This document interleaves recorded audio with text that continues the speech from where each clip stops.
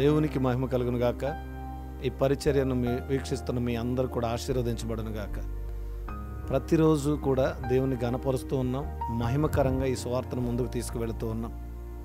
మీరు గమనించినట్లయితే దేవుని వాక్యము అపోస్తుడైన పౌలు గారు ప్రకటించినప్పుడు సువార్త ప్రకటించడం నాకు సంతోషమనే దేవుని వాక్యం ద్వారా మనతో మాట్లాడినట్లుగా మనం చూస్తూ ఉన్నాం.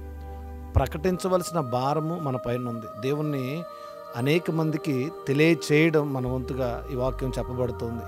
ఈరోజున అనేక మంది దేవుని వాక్యాన్ని చదవలేక, దేవుని వాక్యాన్ని వినలేక, దేవుని వాక్యం వినపడినప్పుడు దాక్కునేవారిగా, దాన్ని తిరస్కరించేవారిగా అనేక మంది ఉన్నారు. కారణం ఏంటంటే దేవుని వాక్యము వినపడినప్పుడు వారిలో ఉన్న సాతాను, వారిలో ఉన్న చెడ్డ పనులు దానికి దూరంగా వెళ్ళిపోతూ ఉంటాయి. కారణం ఏంటి అంటే దేవుడు సత్యవంతుడు, దేవుడు యథార్థవంతుడు, దేవుడు పరిశుద్ధుడైన దేవుడు.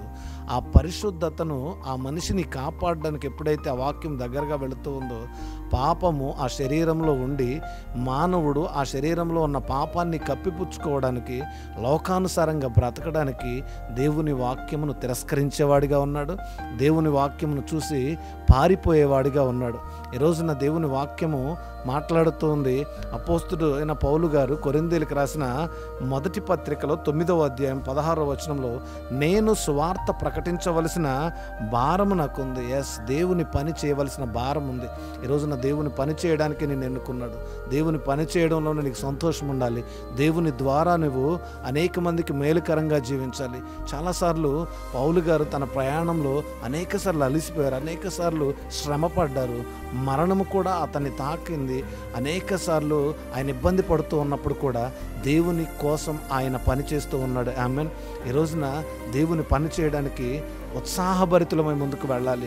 ఆయన పనిలో నీకు సంతోషం ఉంది, ఆయన పనిలో నీకు ఆశీర్వాదం ఉంది, ఆయన పనిలో నీకు మేలులు దాగి ఉన్నాయి, ఆయన పనిలో ఈ పరలోక రాజ్యం దాగి ఉందని నువ్వు తెలుసుకొని ప్రార్థనాపూర్వకంగా సిద్ధపడాలి.